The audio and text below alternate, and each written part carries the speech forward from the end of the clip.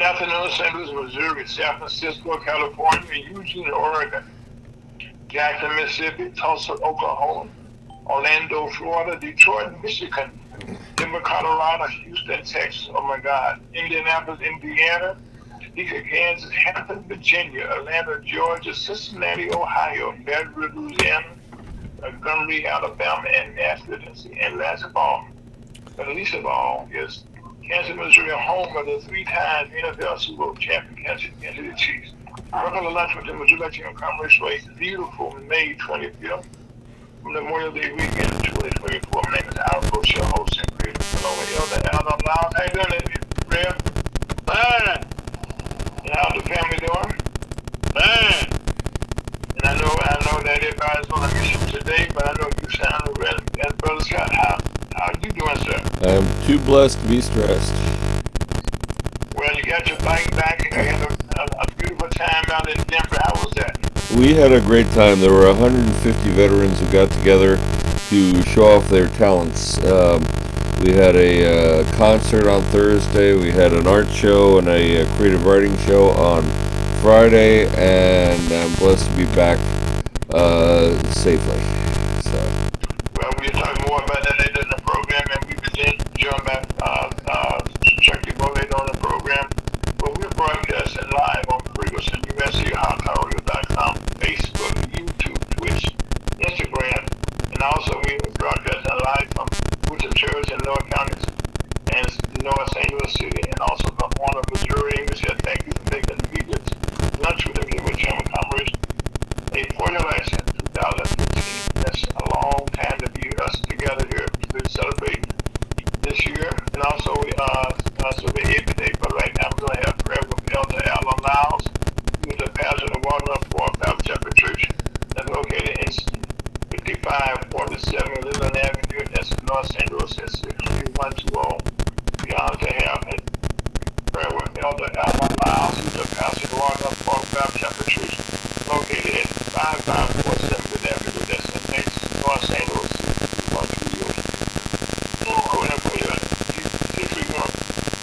I was at 5574. You said 6120, right, Rip? Yeah, 5547. I said 47. I said that right. Yeah. Okay, yeah. Pastor Alan Lyles, that's of course you get there, but he's located at Waterloo Fourth Baptist Church, located at 5547 Leland Avenue, St. Louis, Missouri 63120. And the voice you will get now will be that Elder Alan Lyles. Make the program, Rick. How you doing, sir? Fine. Smile ahead. Heavenly Father, we thank you for waking us up this morning. You didn't have to, but you did. We thank you that everything is in your hand, and we're looking for wonderful fellowship with you this afternoon. And Heavenly Father, we just ask you to bless all the people in the universe, and they should be happy that you woke them up in Jesus' most precious name. Amen. Amen. Amen. So, Rev, what do you have for us today? I, John, the 4th chapter. 1 John, the little John. Yeah, 1 John. I, John. You call one I, John. Okay. That's 1 John is considered as I, John. All right. So we got I, John coming up here. The 4th chapter. And this gonna be interesting. Okay, sir. And the first says the family. Part 2 is talk about the family in the world. Your biggest enemy is in your family. Okay. But everybody always talk about what we're gonna do in the world. God said, you're in the world, but love not the things that are in the world. He said, love him and the people. Because it started off saying, you love it. You love it means love. Believe not every spirit, but try the spirits whether they are of God. Because many false prophets are going out into the world. You need to know what a false prophet is when you're a approaches you or she approaches you. Okay. It says the marks of a false teacher and the false doctrine of Christ's persons. Hereby know ye the Spirit of God. Every spirit that confesses that Jesus Christ is come in the flesh is of God. That's how you know they're not a false prophet. Okay. And number 3, that every spirit that confesses not that Jesus Christ is come in the flesh is not of God. And this is that spirit of the Antichrist, whereof you have heard that it should come, and even now already it is in the world. Oh my God, yes. Ye are of God. When you're born again, you are of God, little children, and have overcome them. Because greater is he that is in you than he that is in the world. He that's in the world is your false prophet, which is Satan. The whole world is talking about the system of Satan. They are of the world. Therefore speak they of the world, and the world feareth them. We are of God. He that knoweth God heareth us. He that is not of God heareth not us. Hereby know we the spirit of truth and the spirit of error. Beloved, let us love one another, for love is of God. And everyone that loveth is born of God and knoweth God. He that loveth not knoweth not God, for God is love. And this was manifest the love of God toward us, because that God sent his only begotten Son into the world that we might live through him. Herein is love. Not that we love God, but that he loved us and sent his Son to be propitiation for our sin. Beloved, if God so loved us, we ought to also to love one another. No man has seen God at any time. If we love one another, God dwelleth in us, and his love is perfect in us. Hereby know we that we dwell in him, and he in us, because he hath given us of his Spirit. And that's by believing the death, burial, and resurrection of Jesus Christ. You're given his Spirit of love. And we have seen and do testify that the Father sent the Son to be the Savior of the world.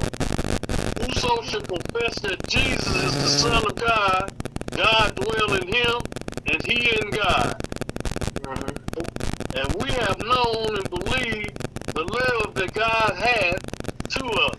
God is love. And he that dwelleth in love, dwelleth in God, and God in him.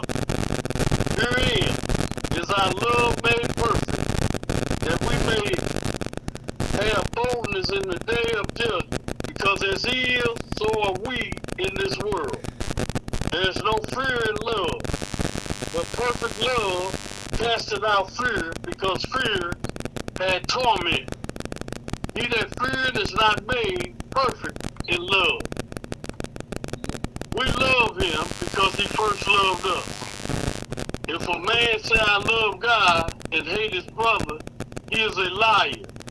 But he that loveth not his brother, whom he has seen, how can he love God, whom he had not seen? Amen. And this commandment have we from him, that he who loveth God, loveth his brother also. Amen.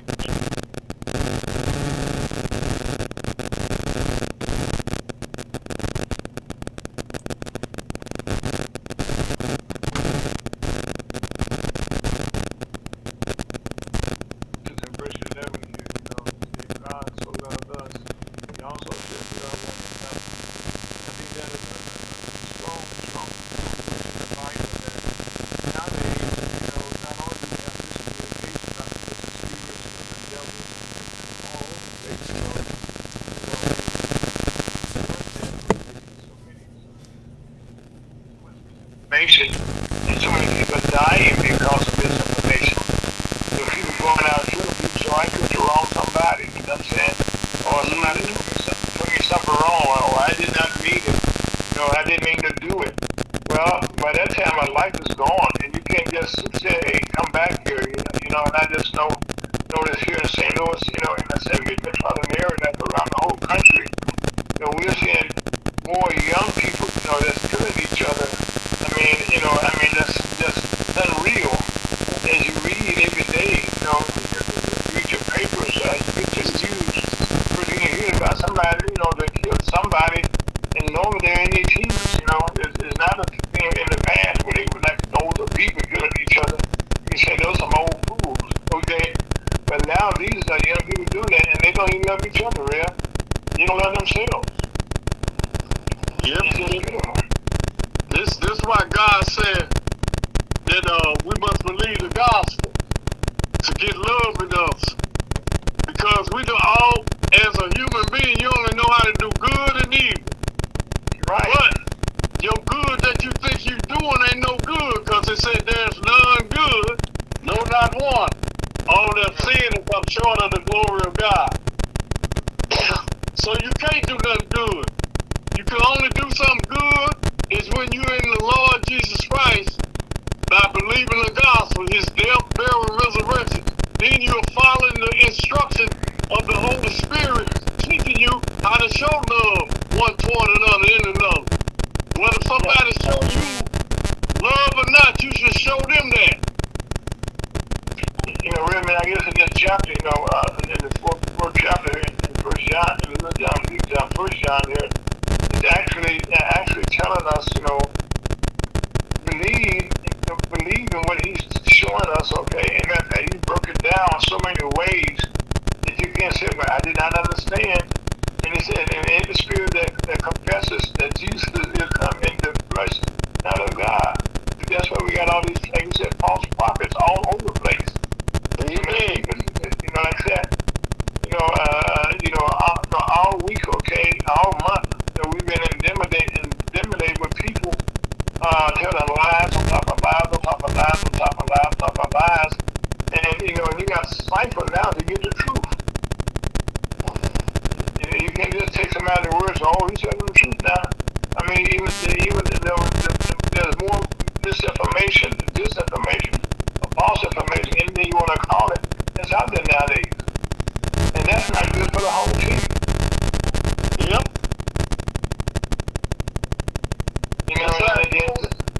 It's so important that a person become a child of God.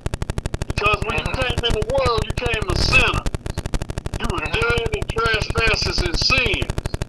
But while you're in the world, you need to come out of that sin. I believe in the death, burial, and resurrection of Jesus Christ.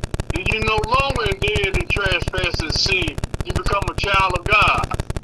By believing. Yeah, and you have to believe. If you don't believe, you're going to hell. It's just that simple. Person, I don't know where I'm going. I hope I go to heaven. If you hope you're going to heaven, you still ain't going to heaven because you hoping. You're supposed to know you're going to heaven. And you know by believing the gospel. It said if our gospel be hid, it's hid to them that love. That's why the people be hoping they're going to heaven. But if you believe the gospel, you know you're going to heaven. You know Christ died for your sin, was buried and rose again over 2,024 years ago. If you believe that, heaven is your home.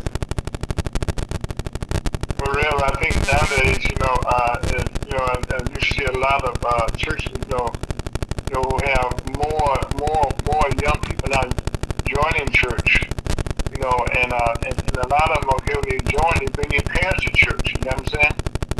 Yep. And I do know nowadays that the idea also is that most people working 2 or 3 jobs. Okay, in some days you got 2 parents working 2 jobs. It's just that kind of world we live in nowadays.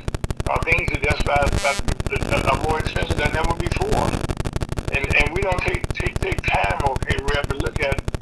It's not just that that things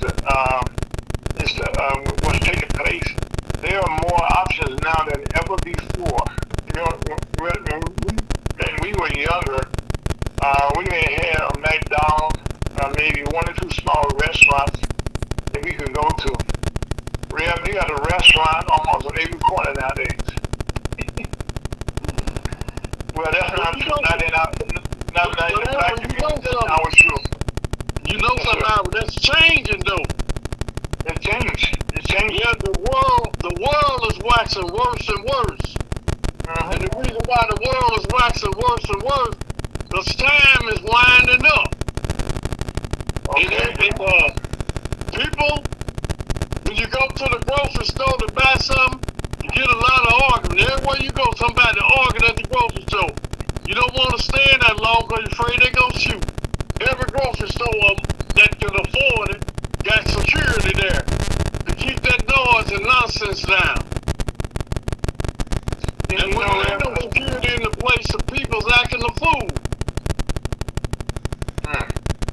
They arguing.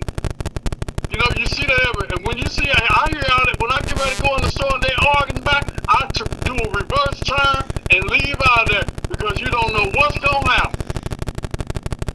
Wow, Rev, we got to talk about that in a few minutes, okay? That's one thing I was going to talk about. As we look at this new world we talk about in, okay, it's not as ideal as we thought it would be or used to be, but right now, the one thing, okay, that has not changed is his unfailing word. That he calls us in the same thing here. This was decades, this is not only decades, this was centuries ago that this was handed down to us. When God is saying here, the message we get here, okay, is you gotta have a spirit that's out there. You gotta look, be more careful now so than ever before. Because spirits, the bad spirits are all over the place. All over the place. And then we got to pray more than ever before. And, you know, and make ourselves available to God. And because He's looking for us all the time. And so, you know, you have to find Him, okay? You know, He's always in the same spot. Waiting for you, okay, to find Him. And He's not a moving target at all. Thank God for that. Am I right, Rev? Amen. Rev, we want to thank you for that. And again, that's 1 John 4th chapter, and this talk about the spirits that's out there, and this talk about a little bit of big spirits, but something that you should get a chance to read. If you listen to Ferguson, you're gonna say, go ahead, Rev, what you gonna say? That's what he said, love about the world, neither the things that are in the world.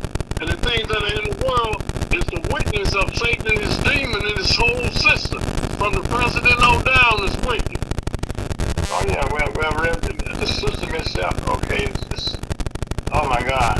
We talk about that. Belongs to Satan. That's why I said don't love him. Satan is the God of this world. Yeah, Rev, we will talk about that as we get into the program. But right now, this is a Ferguson USA Hot Talk Radio.com on a beautiful Memorial Day weekend. That's El Dado Loud. My name is Howard Rose Scott. And on that note, Scott, take it out of here.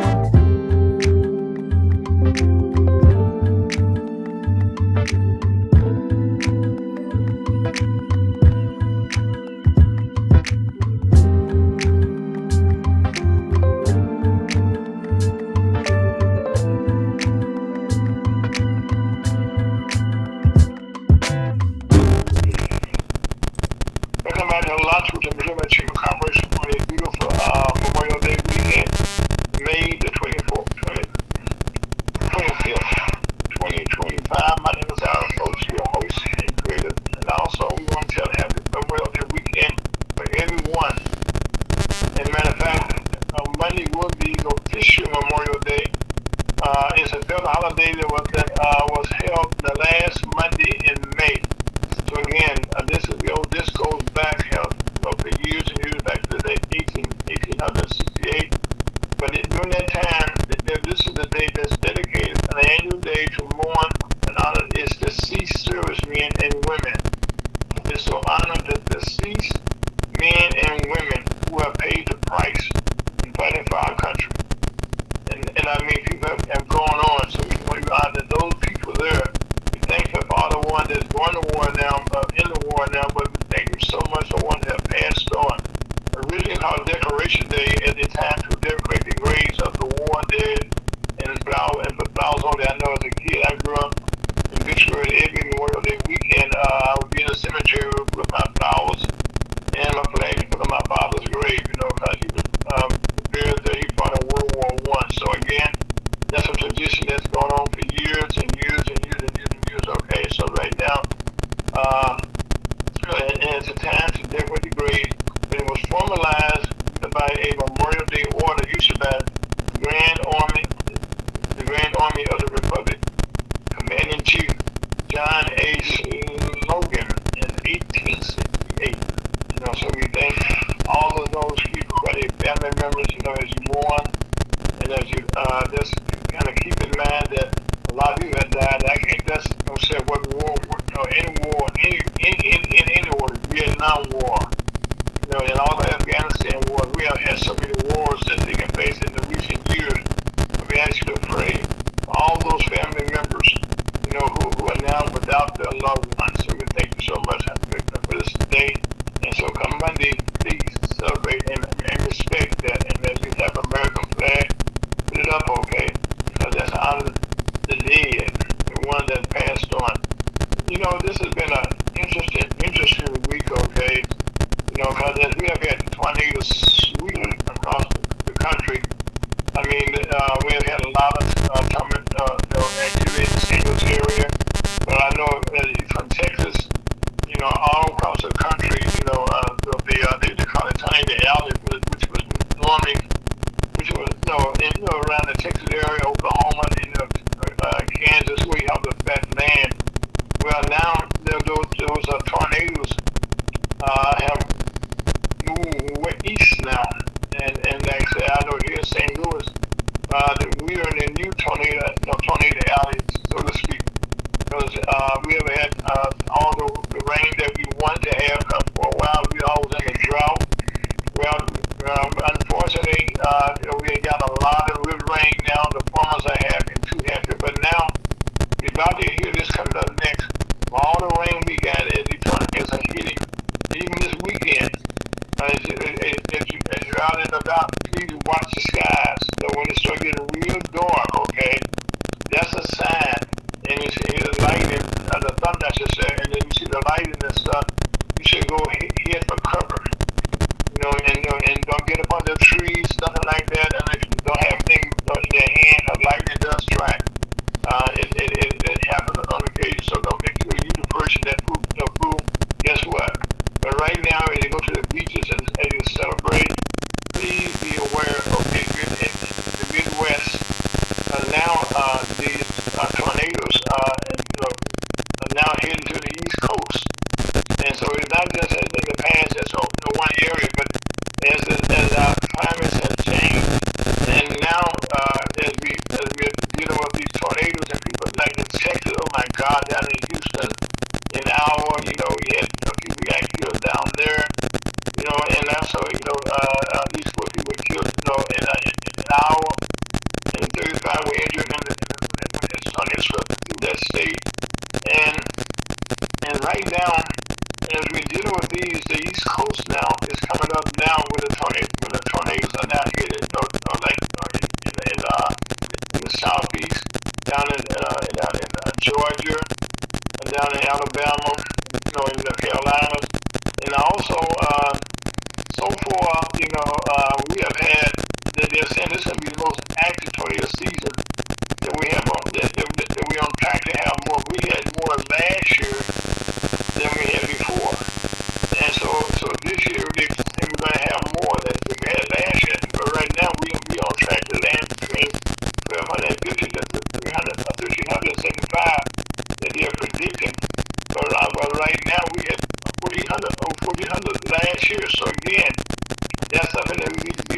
much aware of. And also, because of the weather,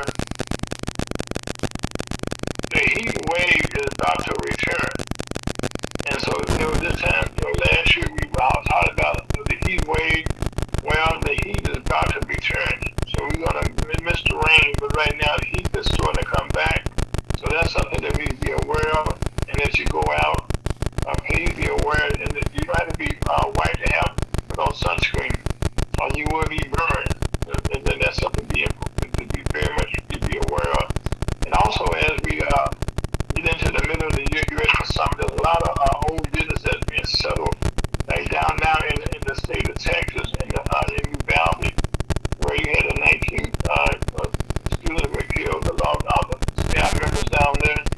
Well, right now, the 19 people, 19 of the victims are suing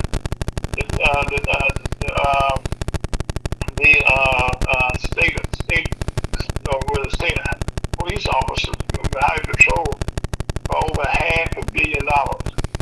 And this is a federal lawsuit, against almost 100 of those. And this took place, you forgot, where these officers were all around the school. It's like something like a cartoon, but all they had to do was open the door. And while this was going on, these men were all afraid to go in. So now, they're probably out of lawsuits are being filed. They have already agreed, the national parents with the city itself, their leaders, to a $2 million lawsuit and a promise for higher education. And also another lawsuit that's kind of coming down the pipe. That's as we recall, Vesquio in East Palestine. That we had a situation there where the rail cars overturned in the Norfolk Railroad, and the rail in Eastern Ohio. But many of those people, they're going to settle for $600 million in a class action lawsuit. But now the people are wondering now how much of that money will they see, because some people have filed their own lawsuit, which they should have. So that's all the political turmoil that Rev is talking about that's going on. And also another lawsuit that you don't hear a lot about, okay, but you will eventually in the new time about AI. Well, last year a political consultant who sent AI generated robocalls mimicking President Joe Biden last year in the New Hampshire primary. And as a matter of fact, it sounded like Joe Biden didn't pay it. But guess what? He faces a $6 million fine and over 2,400 criminal charges. And the funny part about this gentleman, Stephen Kramer, is the first, and this company, Linco Telecom, also facing $2 million fine. And what he did, his company went down to New Orleans and found a musician down there, paid him $150 to mimic the recording for Joe Biden. Well, that's why you can't go out there and do all these sneaky things now. One of the things it will catch up with you in technology. And also one of the things you hear a lot about, and I think it's well overdue, that the Justice Department has filed a lawsuit. And it's also not just the Justice Department by itself, a lot of attorney generals around the country. And this is against the parent company, Ticketmasters, buying tickets. I know in years gone by, I worked with real sports here in St. Louis, and we pretty much had most of the tickets for most of the concerts, that they came down. We had tickets for, and it was a simple process, tickets. Nothing was over $100-something in those days. Okay, that was rare. And I do recall one history for you that when Michael Jackson came over with a tour coming up, and that's when all the football stadium owners in the country, and we had a team back in those days, colluded together to have the concerts in their parks, and they decided they want to be the one that would have the tickets. Well, they're starting what is now a major problem, because now Live Nation, which is the parent company of Ticketmasters, they have, and you said, well, I don't understand understand, well, they now control the venues. They now control who can be on stage. They control now who can be, who can go, where they can go, what dates, and all of that. So right now, as you look at people paying thousands and thousands of dollars for concert tickets, well, that's unbelievable. You know, I mean, in fact, a lot of the people who work in the church, you know, we saw entertainment in church every Sunday. And these same artists now, as you're saying, I do not believe this. And the bad part about this, people understand is, most of the artists do not get it on the money. I mean, they're still the least paid in these situations like this. So right now, this also seeks the structure, how the company operates, and also if you break it up the company, this is something like an entity that's got too big. It has no competition. You know what I mean? And next thing it dictates, you know, entertainment is the biggest part of most people out nowadays. It's so unfortunate that entertainment has gotten down to this. And I think Taylor Swift concert that they bought it up a couple of years ago where their system couldn't do it. There was a time you could get in line and get a ticket real. Well, even the ballparks you can get in line now. Some days you get tickets down there, but they all prefer it now that you do it online. Well, those are a lot of jobs right there that just got totally wiped out. You know, when you had the people handling the tickets, you know, they were printing tickets. Well, all this done, you know, you get a ticket down, you can tear a piece of paper and then use it on your telephone. So they're going more and more and more and more away, you know, which allows more corruption to take place at the end of the day. Yeah. There's something else, Howard. Yes, sir. When they take control of everything like that, that's making it where the system is making the money, not the people. Right. Usually was free enterprise, but there's no more free enterprise. Anything the city get, the system get their hand in, they're gonna make money from it. They're gonna charge you more money for it. Wherever, and also, you know, it's ironic that this is that you're saying that because back in the days, you know, you had ticket places, you can buy tickets all around the country. In every city and company, you had these 2 or 3, you know, these were jobs, okay, that you would stand in line someplace, you you go down to buy your tickets and stuff. And nowadays, if they announce a concert someplace, the tickets are gone the next day. Online, so you get a chance. And so everybody is not, doesn't have credit cards. So you have a credit card.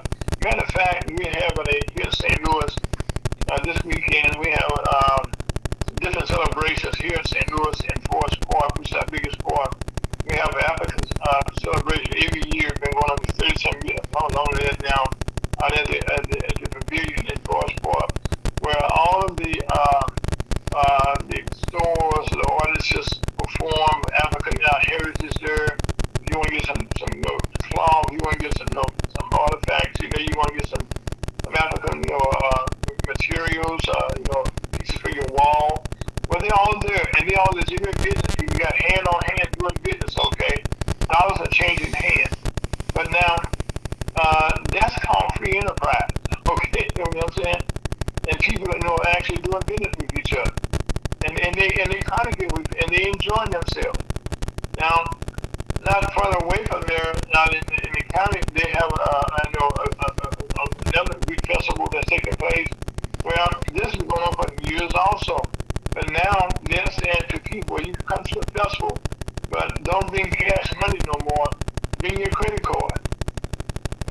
And so now, they are taking money out of this more and more and more and more here, and this has been everybody go to concerts and they go different venues now, and they don't want your money.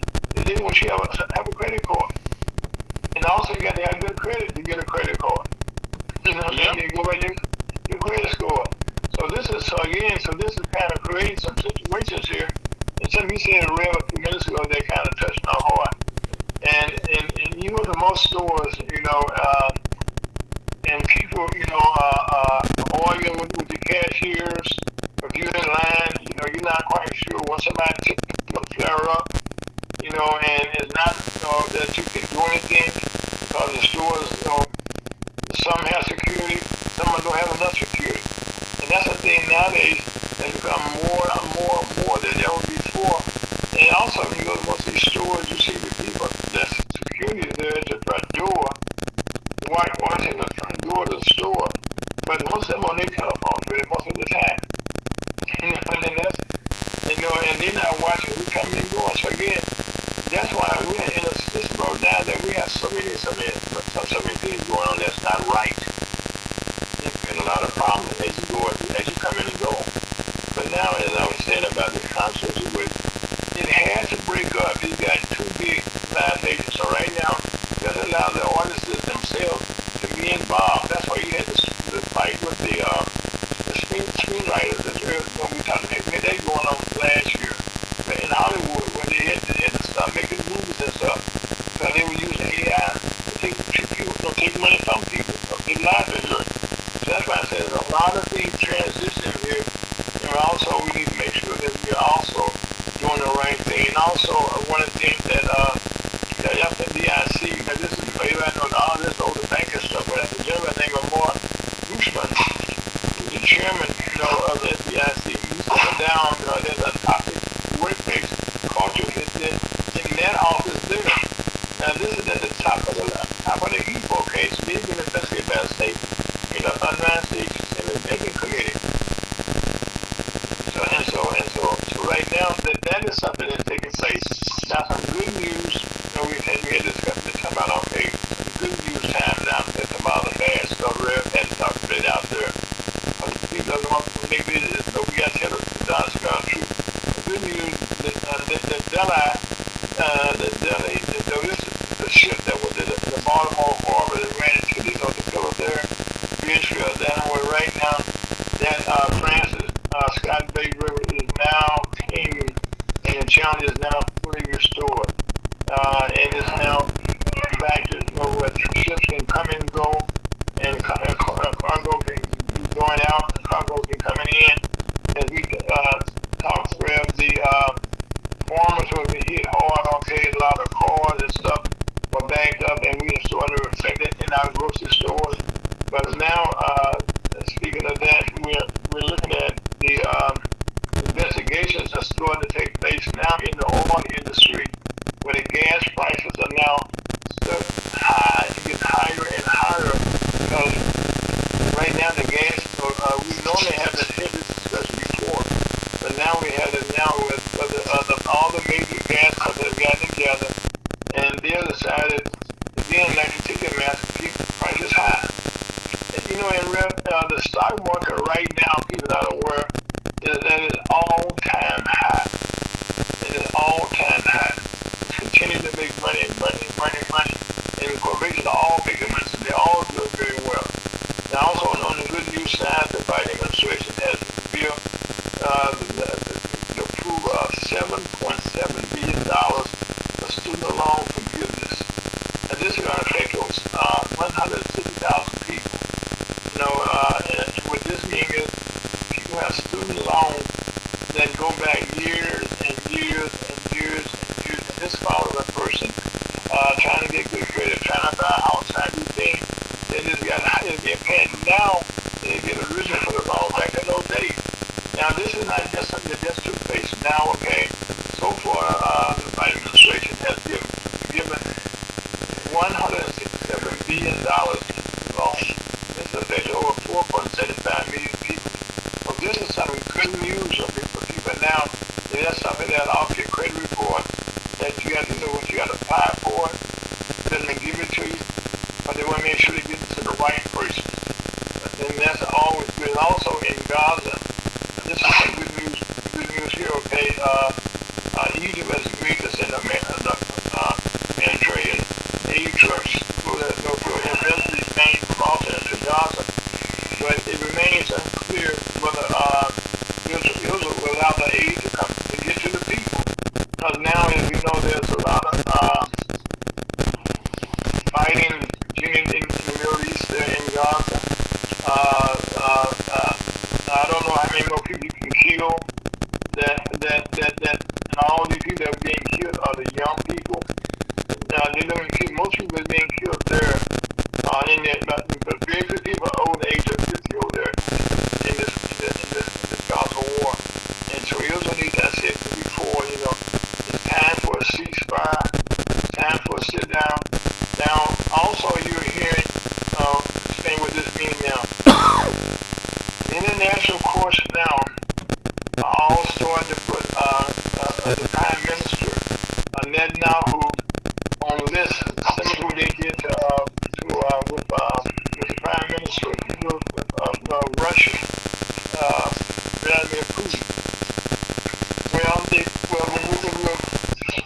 You'll see so many people, unfortunately, that's not a good thing, but now there are things called world courts. The international courts right now have said that Netanyahu cannot travel because they're going to arrest him. They're going to arrest him. Now, I do not agree with President Joe Biden and something said that he should be on that list. Well, to me, these people are dying unnecessarily. The starvation shouldn't be for no one. I mean, especially if people trying to get food to you, you want to allow the food to come in. That is not a good thing to do. And also affects yes, in so many ways. Okay.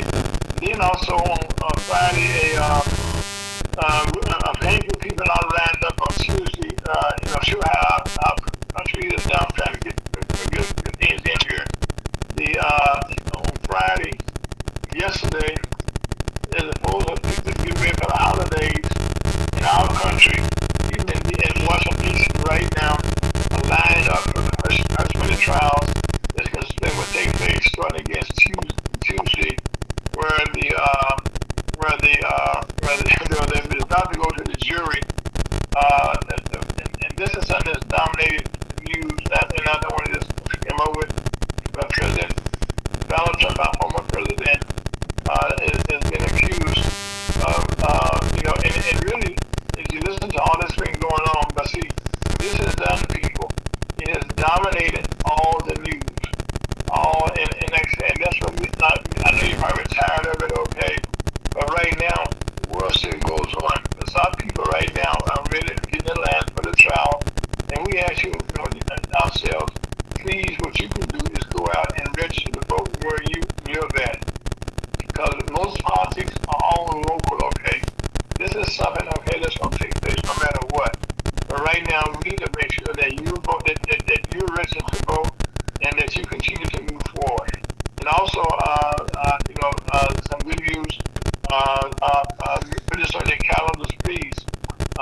Right now, June the 27th, next month, almost a month from now, they will have their first debate. President Joe Biden and Donald Trump will debate on CNN. So put this on your calendar. Both presidents, candidates have agreed to be there, and that's going to be very interesting. And also on the good news tip, in June the 8th in Kansas, Missouri, one of our members there, Pat Clark, and the Oak Park Neighborhood Association will be hosting a football camp called Dream Big Youth Camp, and this is with the Kansas City Chiefs, where they're coming into the community and bringing some of their football players down there to work with the young folks. And this is so important that we can show them they can continue to dream big. And we're excited about this. And also, we want people aware that on June 22nd in Ferguson, Missouri, at the January Warmatch Park, we will continue to have an hour before fishing derby. You can come out there and you have fishing poles waiting for you. We have bait waiting for you.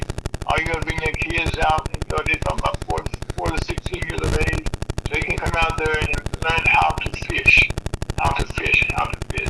And also, one last thing two things on the bad news tip. The Riverfront Times in St. Louis, for the last 46 years, I got my copy this past week.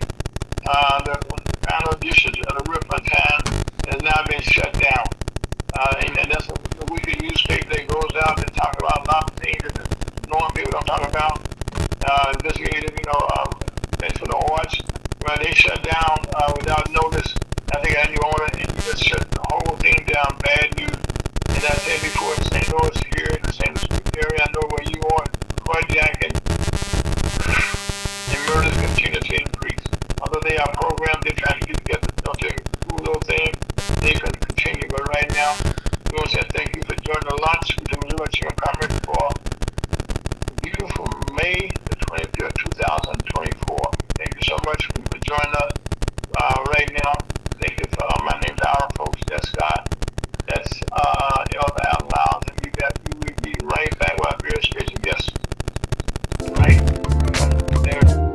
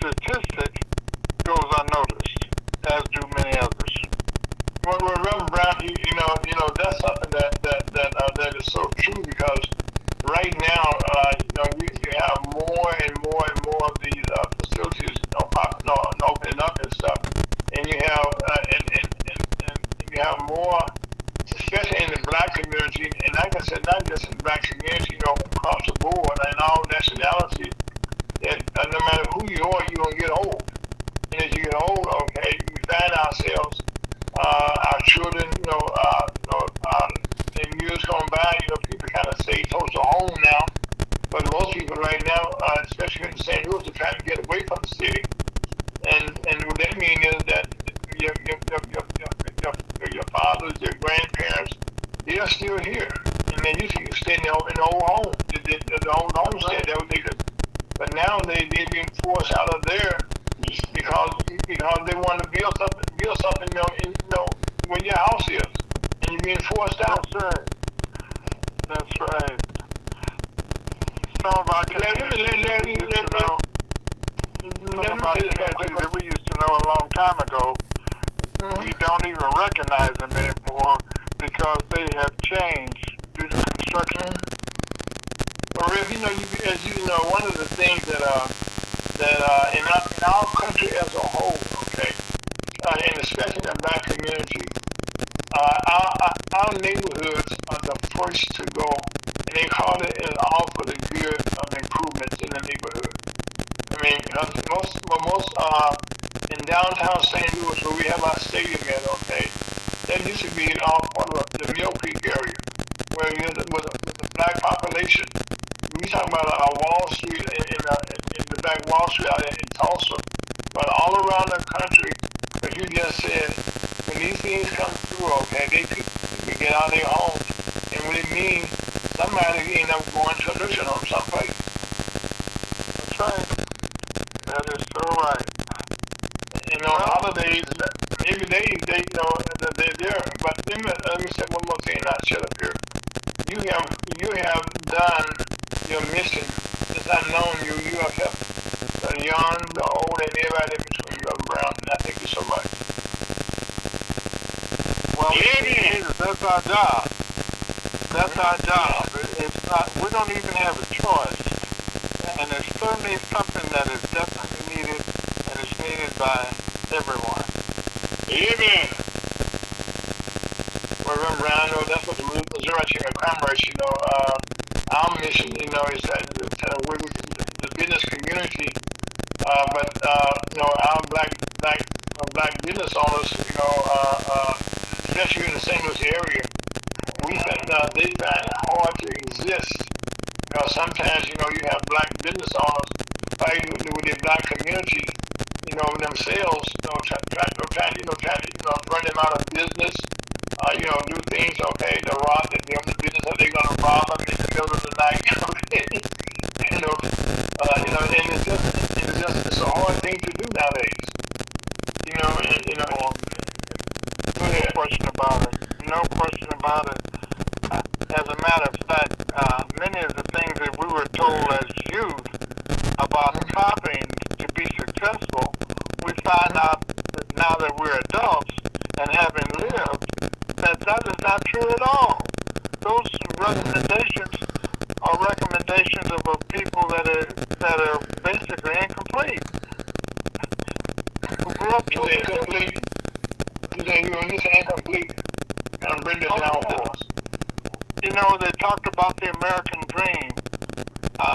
When we were kids, that included getting a decent job, working, and trying to own a house, and maybe a car later, and then you will have arrived. We now know that is not true, and it is more difficult to own a house these days than it was then, and it was difficult then because we didn't have any income. I remember graduating from high school and from college, become a teacher.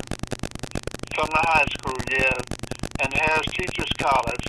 I became a teacher, and my first annual check, teachers were then making $5,025 a year, a whole year, and that was a position of prestige. My, how things have changed.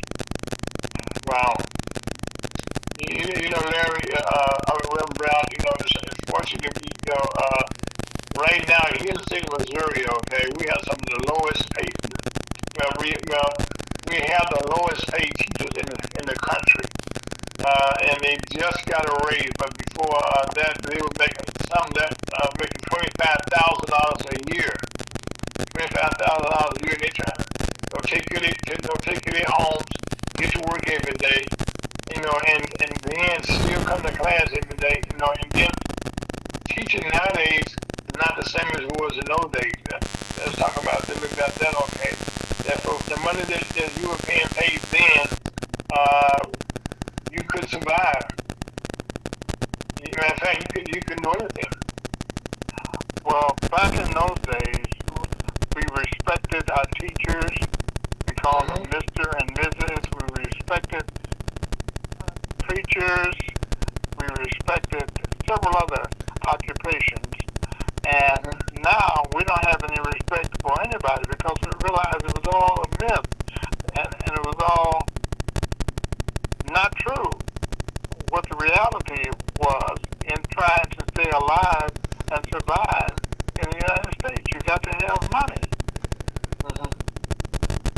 Reverend Brown, first I heard somebody put it when it was a myth. I know one of the things that would advocate was get you a college education. And you could get in most schools they would give you a loan to go to college. Well, that in itself was something that come back to haunt you in years as you went forward. Because even today, I just mentioned the program earlier about the people right now who are stuck with no student debt. That may have been $4,000 or $5,000 back then, and it's grown to $100,000 for interest that they become compounded. And that's but that was a myth. Okay, get you a college education, and now you get that education, you can't get a job in your profession. That's right. Now it's very interesting right now that a lot of the people who've had what we would call low skill jobs or skilled jobs are in demand now in the construction industry, in the repair industry, in the help fix up industry, and you don't have to go to college for 4 years in order to become skilled in those areas, and they are now paying decent dollars. Well, I recall when I first met you, I guess in the 70s, I want to say, that when you created the National Field Training Center out in St. George County. And you saw now when I say National Cable Training Center, now this is where people knew what cable was. And those people there was jobs were created. I was out there with you. I was doing something recruiting and working with you also. That what we did, we created a whole new generation of people or trade that's now is high in demand, like you just said. Everybody wants somebody that knows something about telecommunications. No question about it. And as things develop, this AI, artificial intelligence, is going to require more and more of that particular kind of skill. And you don't have to go to college in order to do so. But we still need people going to college. But yes, we do. Job opportunities are more vicarious and plentiful than they were back in the day. Yeah, Brown, and I'm glad that we kind of talk around this, okay? But one of the most important things that have taken place this past week, we celebrated Brown versus Brown, which was the court case that the late Thurgood Marshall, actually, get through to the Supreme Court in those days. And in doing that, the Brown versus Brown education, he created the law that said everybody could go to school and get a good education, no matter what college. Yeah, that was the Brown versus Ford in Topeka, Kansas. Yeah, right. And my daughter attended a school there. Right. Has been for the last 5 to 6 years. matter of fact, she just completed a book that talks about building parent capacity for high poverty schools. As a matter of fact, okay, she was just featured this week, okay, on CBS News. As a leader, which she is in the Kansas School District, where she was also last year, this president, she sat down as a teacher, superintendent of the year. Oh yeah. She's done fantastic things up there. Right. Tell us a little bit about your daughter. Tell us a little bit about some of the things that you can. There was a next generation that she was able to do in doing things. As a matter of fact, she's on our program. I want to say a couple of years last year. I remember she was right. I recall she was saying the thing that motivated her along with her sister was they watched what Larry did, and they all felt that he was doing the right thing. They would be like Larry, whatever Larry Brown. So now we have Larry Brown, the patriot of the family. One thing is for sure, we have to respect everybody, and if you see somebody that you respect, they will know it on how you treat them and how you recognize their inability to compete.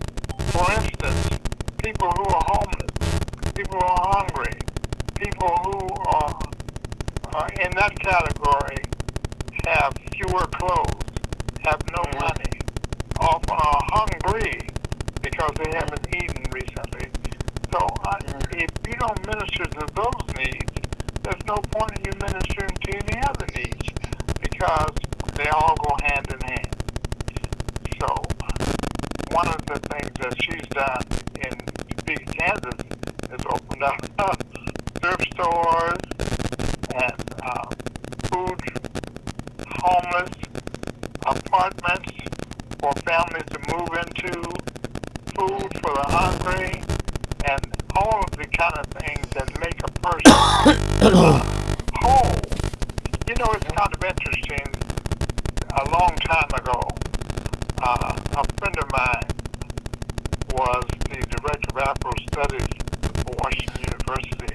When he did this, he came up with the Chitlin test, which was done under the concept that a lot of people a lot of minorities in particular don't do well on testing because of the inexperiences they've had with some of the questions, or with some of the questions asked, or with some of the words used. And the same thing had nothing to do with native intelligence. They have the ability to learn, but their experience factor makes a difference. And sure enough, white people were failing that test, party going on. They would surpass the black in the regular testing community.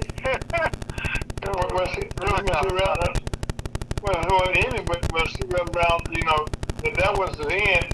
Fast forward that to now. Do the comparison of how things different now than were then. What we're seeing now, even with Brown versus the board, if you recall, there was a lot of resistance to it.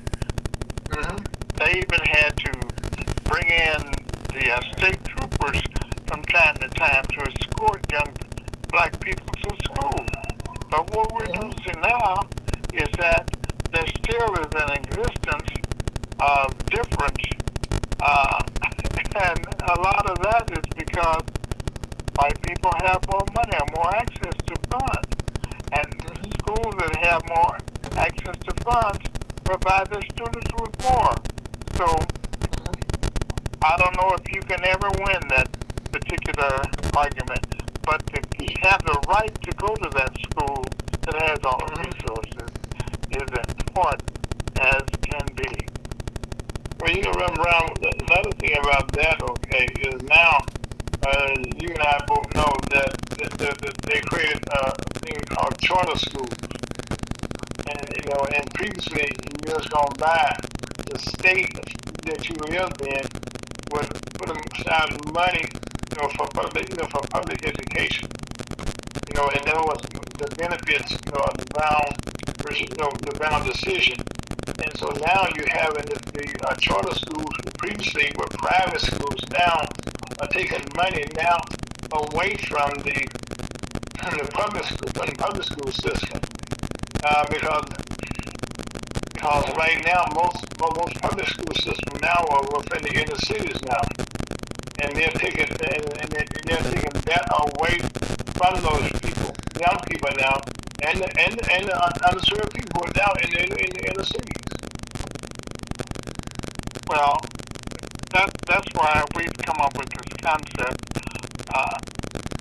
Public school systems are now an institution across the country, and they're an institution that every young person becoming an adult has a right to attend.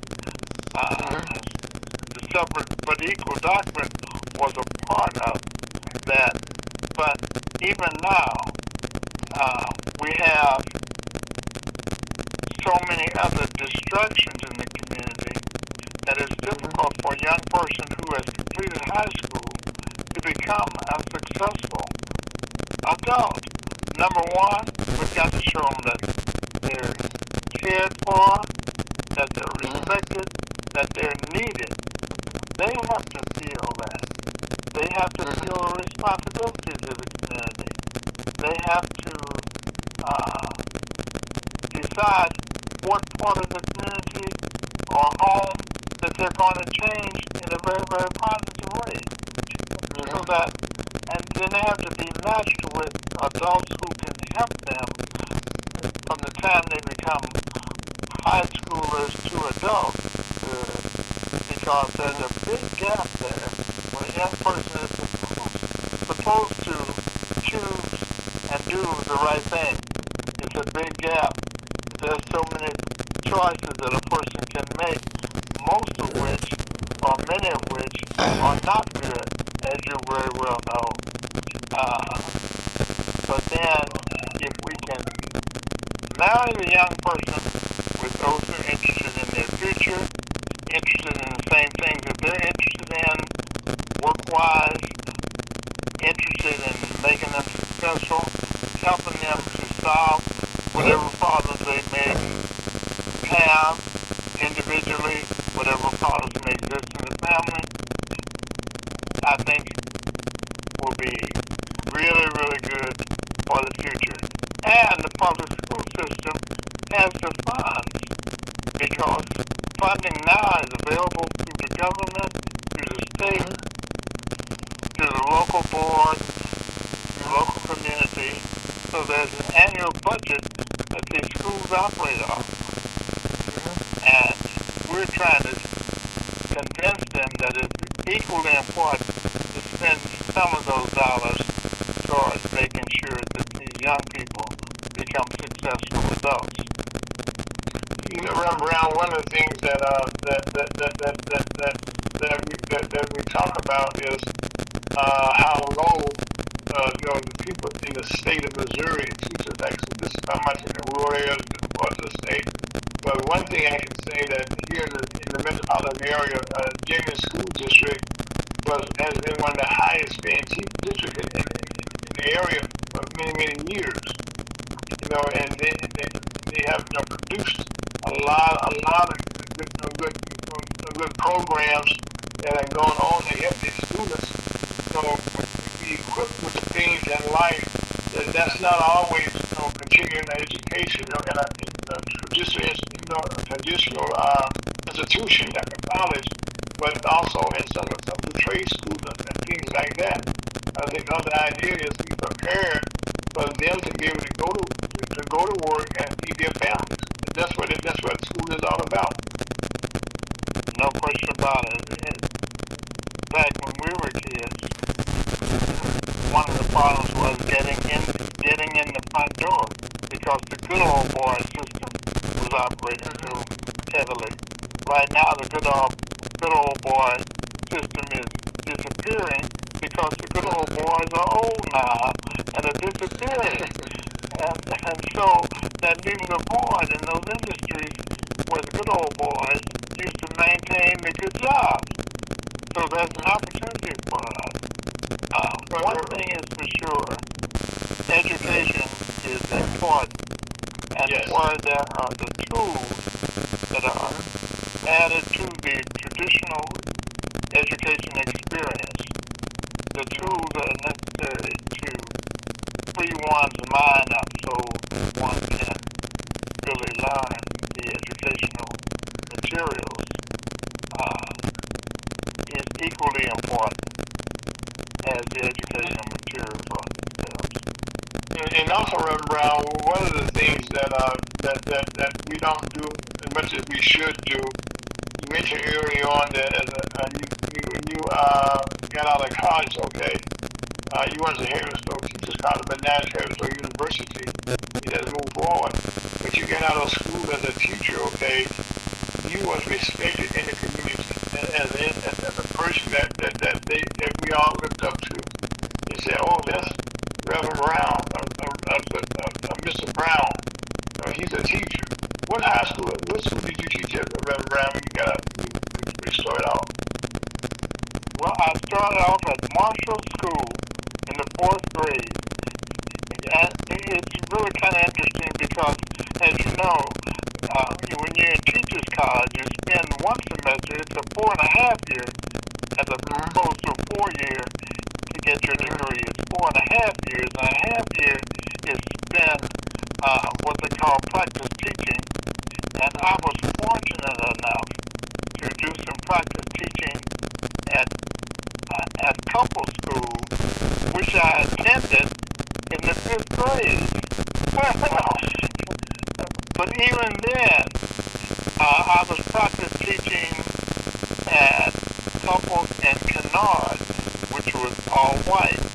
And Kennard just recently became one of these high-powered schools with all of the equipment and everything. It's on the south side. And Couples is now closed. Right. Service the black community. Also, one of the things that's really good this year, here in St. Charles area, which is metropolitan St. Louis, the city up there, which is, pretty much, a affluent community nowadays. Most people live in the city of St. Louis, and going to St. Charles County because their population has increased, while St. Louis population has decreased. But in saying that, in the recent weeks, there's been a little debate going on that the St. Charles library system was to close 3 libraries. Now, in closing this, okay, the board had to decide to do this. And one of the things that people not listen to them, they saying they want to sell the land where the libraries are located, to the developer. And so now they are trying to take away, our school books, but everybody can go to the library someplace, and get education. Libraries, something not as a kid, I grew up in the library. So that was a place I could go and be safe, okay, and get educated at the same time. And nowadays, it's more important than ever before. They had that environment, am I right? Right. And the library offers the opportunity for the poor person to visit some of these places that they never can go to directly, and to learn how other people live, and to learn about other countries. And it's a very, very interesting and safe place to be. There needs to be more libraries. And I find it kind of ironic, okay, that St. Charles County is growing.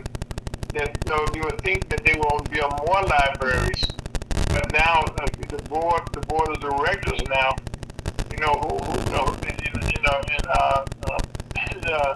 this is ironic that we got into this, but in the school system nowadays, you're now having that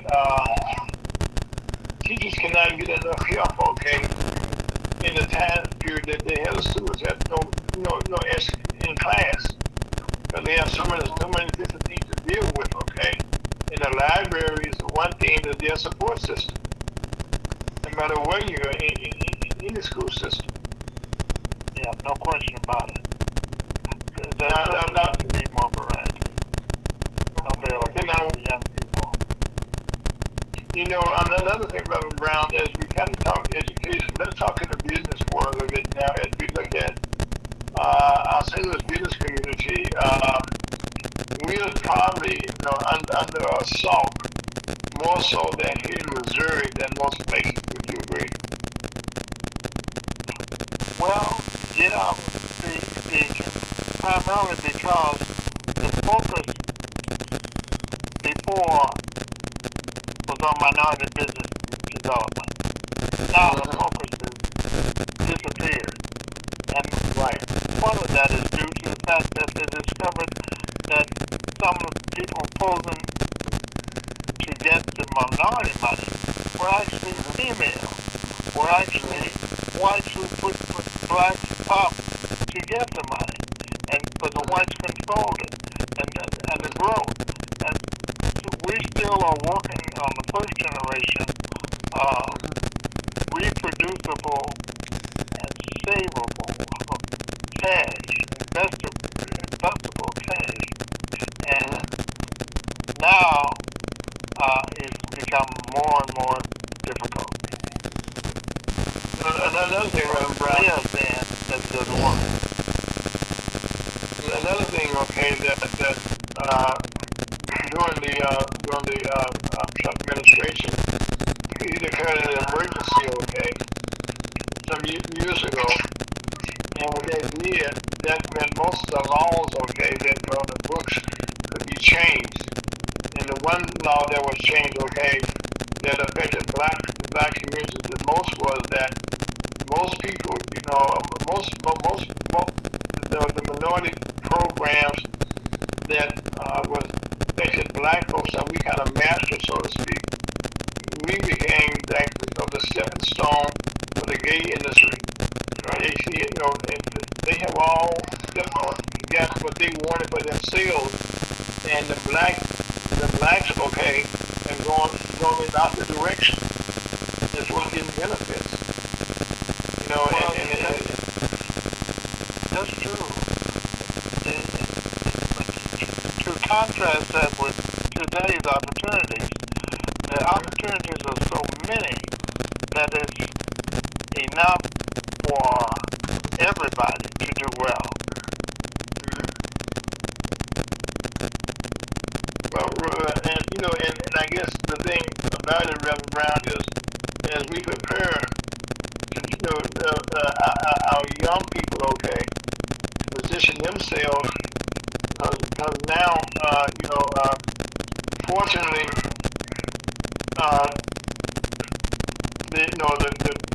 our young people right now are probably more distracted than ever before. You know, once they leave the school, okay, they're under attack now. You know, from outside.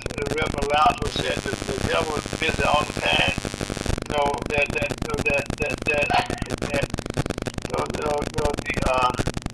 the fights in the schools nowadays, where the teachers are being attacked, where the students are now being attacked.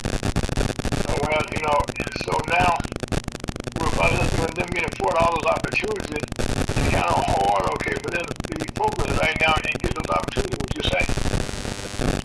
Oh, no question about it. You know, for a kid to go, or for a parent to send a kid to school and wondering if somebody else there has a gun, or if somebody has some negative intentions that particular day. We're seeing more and more of that. But again, the solution is to make everybody feel that they are important, that they're desired, that they're respected, and that we're counting on them to be successful in a very, very positive way. And we've seen it happen in school systems where my daughter has been superintendent of Jennett School in St. Louis, Missouri area. The school that she's at now in Toledo, Ohio. You know, Was she's a superintendent. She's a superintendent. Well, now she's a superintendent. That's make a distinction. She's the superintendent of the whole school district out there, and she was in Genius also. Yeah, superintendent of the whole school, and we've noticed that where attention is given to the individual needs of the person, you go to their funerals, you go to their special occasions, it's important, and that person will want to do well and want to be successful and want to be positive. You know, remember, Brown, one of the things that the teacher, and we keep coming back to the teacher here at the Swell Board, especially during this the Brown versus the board, that the teacher has become more of a factor in a person's life than ever before. Because like we just mentioned, okay, there are funerals they go to nowadays. I mean, there's counseling they must do. There's less things that they can get done, in the home now, and the teachers now have to fill that void. When kids come in, I think one of the things that we all know that the creation of meals, in the classrooms has been a very, very big program that the government has now. When a lot of kids came to school, they were hungry, and they now can get their breakfast meals at school now, and the other meals. But I don't care who you are, you can't do no studying if you're hungry. That's right. And so those are the programs, that have been created, and I think one of the things that your daughter, as a superintendent in Topeka, the programs that she did, she kind of was like a holistic, okay, everything that a student needs to exist. And not just, when they in the school walls, but when they leave there, like you said, like there they have, they have no pantries. You can go get food after school for the whole family, where they need decent housing. But a lot of the time, the kids move from district to district because they got to keep moving. The parents got to keep moving. Because sometimes, the parents not, can't maintain a job, in the same school district sometimes. Well, as I mentioned earlier, she has this book coming out this month called, I think, Building Parent Capacity to High Poverty. Well, you got to see that too. You got to see that 2 more times. Building my parent capacity for high poverty schools from authentic input. In other words, the things that she's done. You got to say it 1 more time, Larry. You got to say it 3 times. Okay, the things that she has done. No, the name of the book. The name of the book. Prove it. The name of the book is Build My Parent Capacity for High Poverty Schools for Authentic Impact. The things she's done already, she's been able to prove without a shadow of doubt that they work, because the schools are thriving as she has been at. Right. She's been superintendent of it. It's thriving. The kids are scoring higher, more of them are completing, more of them are doing positive things, more of them are engaged in extracurricular activities. It's just a very, very pleasant experience. But not only that, you can see the results, of what she's in real time. Exactly. Because there was a time that we had to sit back and wait a year, about 4 or 5 years, to see if this actually worked, what she was actually doing. But now you're seeing the actual results right now. Sometimes we will run, a couple of months time, you've seen successful results from our programs. Oh, no question about it. As a matter of fact, before we even have to hope and pray that positive results occurred. Right, and they already occurred. They're already occurring now. Because nowadays, the thing that most young people need is a thing called attention. And let somebody know that they care about them, that someone loves them.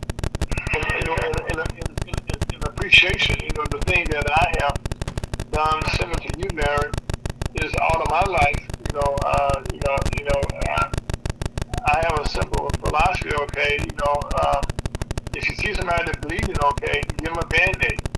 Okay, see somebody crying, those kind of help them and see, give them some attention. Listen to what they're crying about. And just give them a little bit of your time. The one thing that we all have, okay, is that we need to put it to use to helping people without time. And all the time is not something that's going to pay you right out money.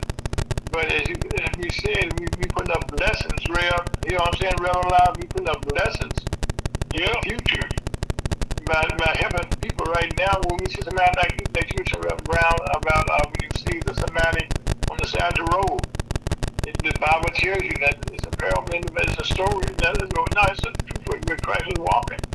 And he gave a parable about the man on the side of the highway.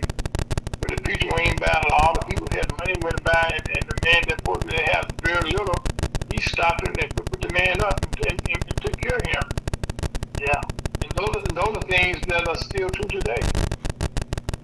Well, you mentioned Mr. Thurgood Marshall earlier, Judge Thurgood Marshall earlier. Yes. Who became the first black judge on the Supreme Court. But at any rate, he was involved in the Brown versus Ford decision when he worked for NAACP at the particular time. But you recall him saying, "Keep the faith, baby." They used to attribute that model to him. Well, there was this lady named Faith who said, "Keep the baby, Faith." And she was signing her name, Faith. Keep the baby. So it's one thing to have empathy. It's another thing to have sympathy. Sympathy simply says that you hope that they do well, you hope that they overcome, but they're on their own. Empathy says, I know what you're going through, I've been there, I'm going to help you through, and you're not there by yourself. So we're going to make sure there's a positive outcome. Well, Larry, that's one of the things that I do here in Missouri with your chamber, and you remember, you kind of see something that I be doing that, like in Kansas City, like here in St. Louis, next month, on the 22nd, we have a fishing derby at Jerry Wabash Park, and I see Chinese saying that, if I show you how to fish, okay, you can feed yourself for a lifetime. Or unless I give you a piece of fish.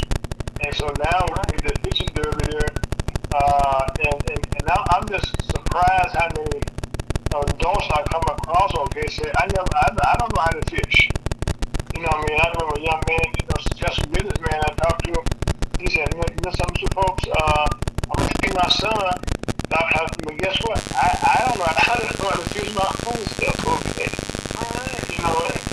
And through us working with the American Outdoors, one of our members in Kansas City, this is our fourth year.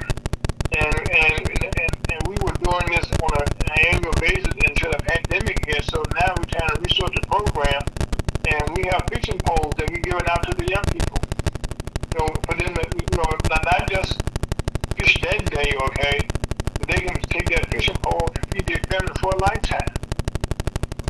Fishing poles are not cheap. Fishing poles and learning to fish and being in that environment also tickles the entrepreneurial activity among some people. Who knows that they might come up with a better fishing pole or better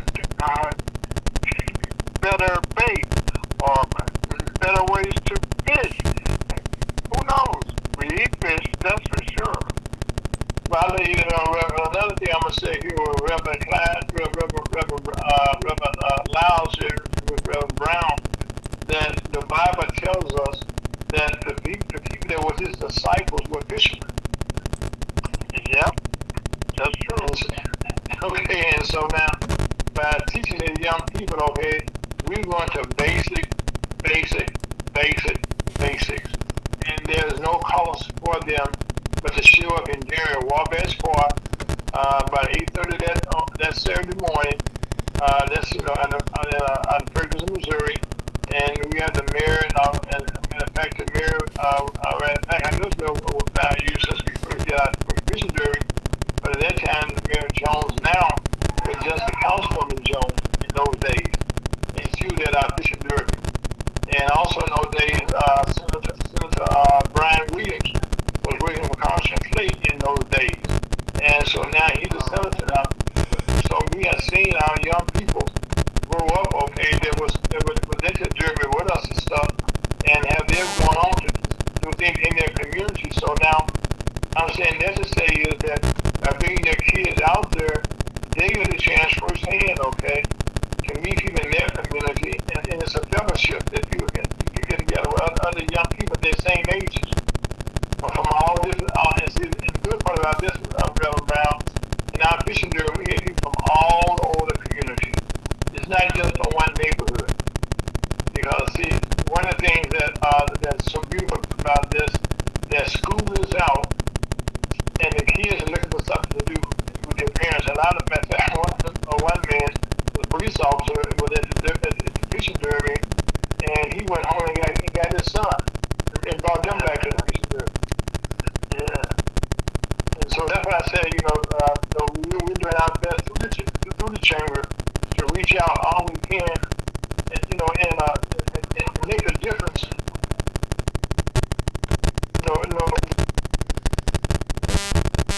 So the derby, like you said, okay, teach them entrepreneurship. Now they can make money through their fishing pole that we give them. And that can make a difference in somebody's life, okay, that they would be able to feed themselves or feed their family later on in life and become fishermen. We've been joined now by Mr. Chuck DeVoe, our CEO of the National Chamber of Commerce. Chuck, how you doing, sir? I'm doing fine. Beautiful afternoon and a very happy Memorial Weekend to everyone. Chuck, thank you, sir. Chuck, we got the Reverend Larry Brown, one of our members, on the program. We talked about several things. One, to give you an update, his daughter was featured this past week. I think I sent you a clip, okay, on CBS News about a speaker candidate under Brown versus the Board of Education that changed all of our lives for the good. And so today he's our guest. And one thing we just started talking about when you came on here is our annual fishing derby that we started again here in St. Louis. About how that fishing derby is able to, to change a person's life, in that you teach them about business. Because all of Christ's followers initially, were fishermen, and that we have seen the fishing derby come back now in St. Louis, where we give them free poles. And you saw the fishing derby up in D.C., haven't you? Yes, sir. But it's a lot of fun, but it has values that maybe we kind of take for granted through the years. It's the kind of thing that a child never forgets when they go with their parents or friends or family. Mm-hmm. Yeah, and they carry on good memories. So right now we have fishing derby, annual derby again after the pandemic. On the 22nd of June, that we be back in January West Park, where we're gonna make fishing poles to all those people kids show up, okay. And also they gotta be a parent, somebody gotta be with them. They can't come by themselves. And enjoying that, like you just said, is a camaraderie that it teaches them about the basic things about what we're doing. And in fact, Reverend Brown, I tell you something that Chuck probably won't tell you, okay, that our CEO of the National Chamber of Commerce, Mr. Chuck DeVoe, also the CEO, president, I should say, of several other organizations that we have created through the chamber. But the one thing, okay, he is a fisherman of people himself. As he goes, he's always fishing places and people follow Chuck. Am I right, Mr. DeVoe? I see we're connecting the dots. shots. Yeah, I believe we are in our self efficacy. We're conveners. We are we unite by way of welcoming. Everybody's welcome. Okay. And the dialogue opens, and that's where we usually come out with the best approach, the best knowledge, the best data, the best, because we're trying to talk to everybody. You know, we don't exclude people. That's what you're referring to is the National Alliance of Black Business. And it was co-founded by the National Black Chamber of Commerce, the National Business League, and the World Conference of Mayors. It's founded upon the principles and teachings of Booker T. Washington. And in this August, we'll be having our 124th annual Black Business Conference. The city of Atlanta has, which is where it will be held, has given us and agreed with us to, we're calling it Black Business Week in Atlanta because it's the same weekend as the Invest Fest. So we're building that up, but it is just as Mr. Folks described, we're collecting people. I mean, really, I want to say collecting receipts. That's really what we're collecting, is trying to get some results. So we call them receipts.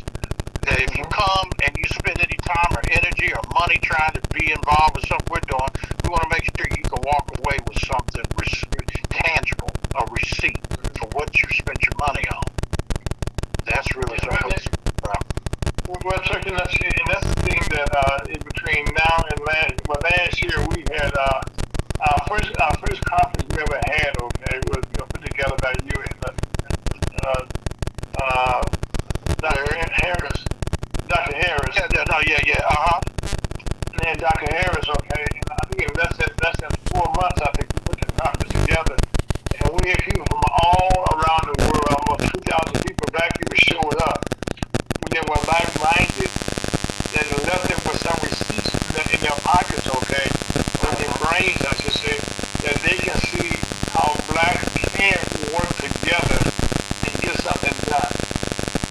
And they all felt that they were part of something that was great, that was first time, and they were there to see it in action, that no matter what part of the world you came from, not from what neighbors were, not from what city, not from what state, but from what country you came from, and we all need the same, we all walk the same, we all have the same need.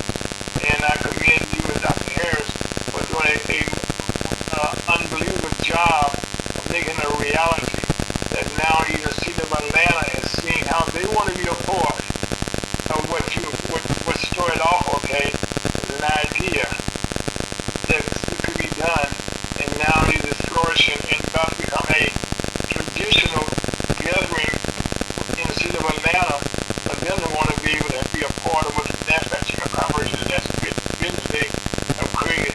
Now, Chuck, explain to us, okay, the relationship between the business league and the National Chamber of Commerce. The two organizations are both non-profit. Booker T was the founder of the National Business League, and they are, in fact, 124 years old. We are focused. We're a federation of chambers of commerce as a premise to our organization. That's why it's called the National Black Chamber of Commerce. And our members make up not only chambers of commerce, but business owners, corporations, and global businesses. It doesn't matter what ethnicity you are. Our focus on education, training, and support advocacy is on Black business. But we're still in that money hungry. Our goal is we're dealing with gold, but it is all about entrepreneurial pursuit for economic empowerment throughout the diaspora. So we're out to empower people by economics, and we believe Chuck, you said diaspora. Break that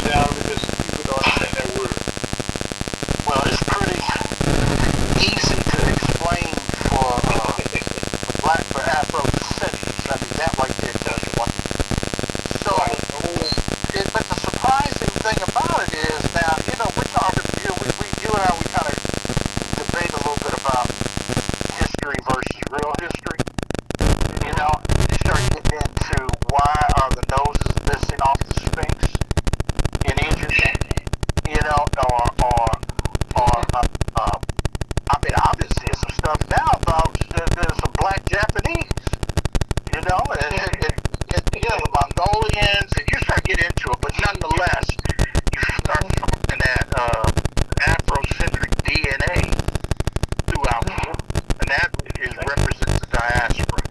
So you can get very, very specific and very high common DNA, like if you just talk about the Maroons.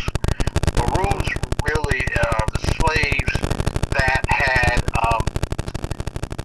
a lot of commonality. You know, most of it was West Africa, and a lot of it is between Ghana, Nigeria, Cameroon,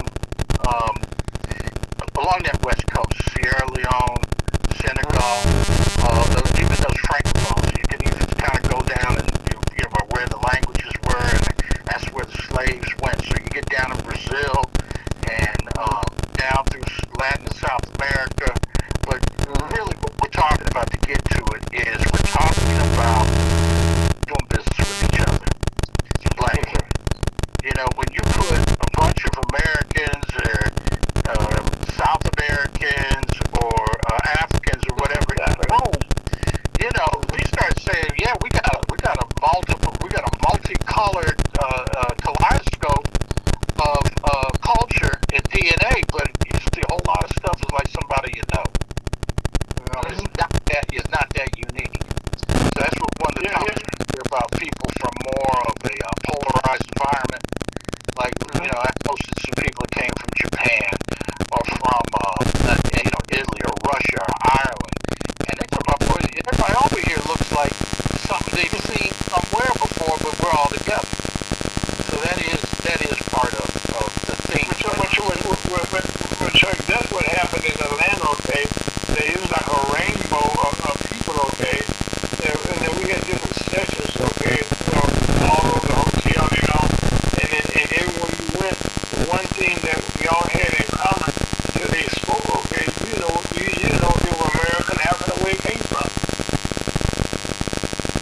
Yeah. We all yeah, and you get some of our American brothers and sisters that like to dress up like the African. And right. So they brought up on a real African, you know, and then like, yeah, okay, we see you, you know. But this is the theme of what we're doing. You talk about unification of souls, and that's one of the things I did have. Man, I had a great experience. I went fishing in Kenya, and yeah, it was, you know. So we're talking about fishing, and you know, and I love your bringing it to reality of you know, that was God's primary entrepreneurism and establishment. Yeah, everybody was fishing, but nonetheless, it is a common thing. No matter where you go in the world or whatever, it's a thing. Everybody understands. Everybody can get into it, and we can all find some common ground. I mean, even something simple like basketball and soccer, those are easy to kind of sit down and kind of break bread together. Or music, dance, culture. That's when we can get along within our cultures and have a respect and appreciation for it. It's not so hard to do business with each other. It's not. And it's easier than you think. You know, I'm sorry I have to leave the conversation, but there are even black Jews. Yeah, it's controversial as it is. But you know what? Would you like to leave us with some comments? I'm sorry that we didn't realize you had to cut it short. I think we're on the right track. Actually, if everyone respected everyone else, we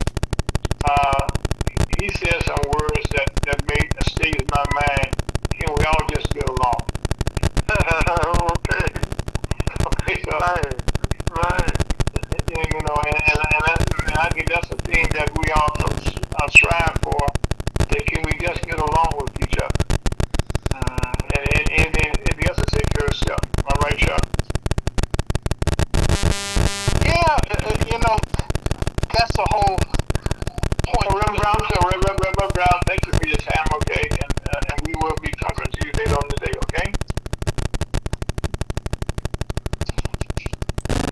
Is he going already? Let me see.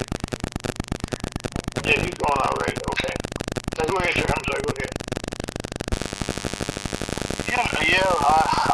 When you said I never, it really meant, can y'all get along with others? We get along. Right. Right, I think That's really what I was thinking, but that's a whole nother. No, but Chuck, now's the time. We look to you as a leader, okay, as we as black men come together and create dialogue. Out of that dialogue, different definitions, okay, on what Rodney King just said. So please don't bear that. What did that cross your mind? What you were saying? Well, it's really that's what we're saying, but in this case, they see. I think up until not too long ago, I said last 5 years or so, or no, I tell you what, when Ghana held their year of return, that's what it was called. They invited African Americans to come home, come back. That's how they said it, man. That thing hit so hard. I mean, hit so well, profitability wise. It got a message not only lived at the bottom line, the profitability of it. Said, no, this makes money. This is a good thing. We down with that because they made $1 billion for a country that, that's big money for an African country to make it on tourism. Well, that was several years ago, and now there's one place in Africa for African American dollars of investment. And I heard this up really You're cracking up. You're walking around. You're kind of cracking up. Try to make sure I'm near a strong signal. Okay. You okay to go ahead? Let me launch here. There's a lot of investment going on that we just start getting another place to live or a second real estate or residential investment and start to come about in places like Ghana. But that's kind of like, can we get along? Not only can we get along, we can make some money together, or we can have a safe haven, a safe harbor. Right. And I think that's the whole thing, sir, that I'm saying, can we get along? But if we get along, we can do business together. We can live together. We can respect each other. And I think the thing that Rodney King, he had been beat, and his life changed, disfigured and everything. But at the end of the day, he's saying that, in his heart, for him to say something like that is profound. And I think to me, when I look at my people, which is all of our people, I don't look at just color, I look at people. One of the things you don't know, like we just said, you can be Chinese, you can be Jewish, you can be some everything, but out of that part of the country, okay, a lot of people came out of that country and went other places.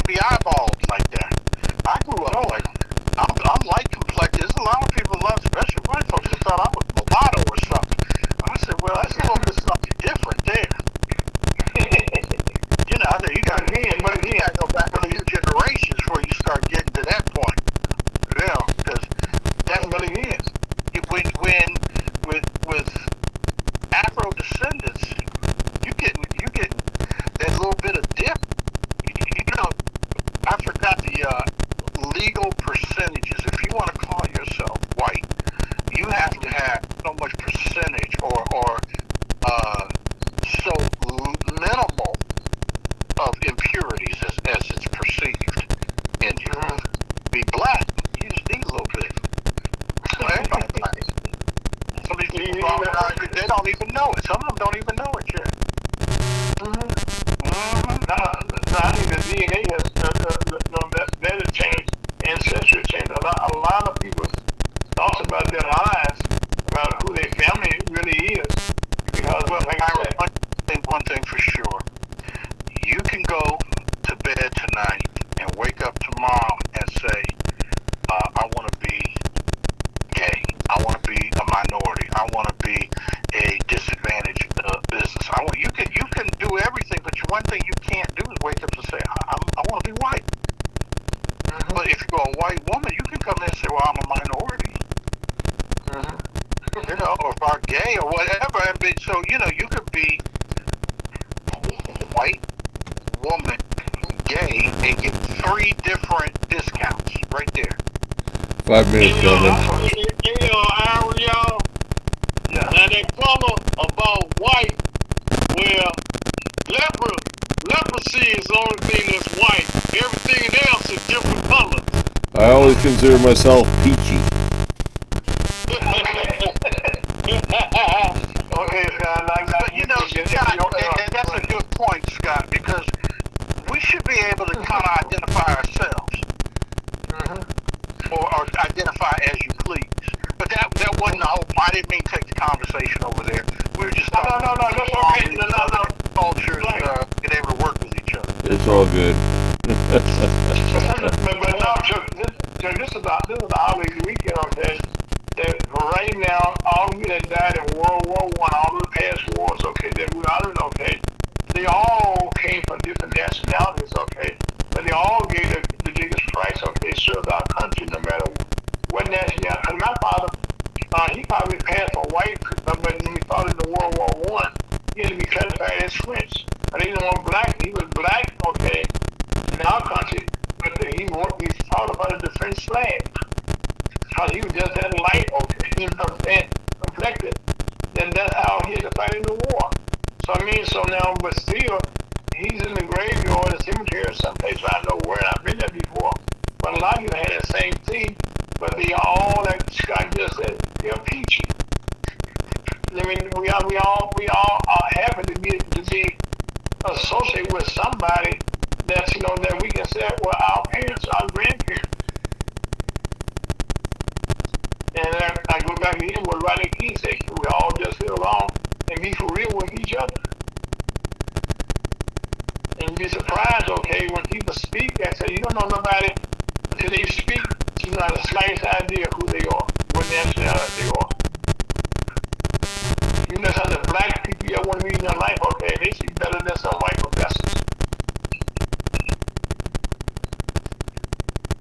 You know, some with white people, whites, you know what I'm saying, they speak like a brother, huh?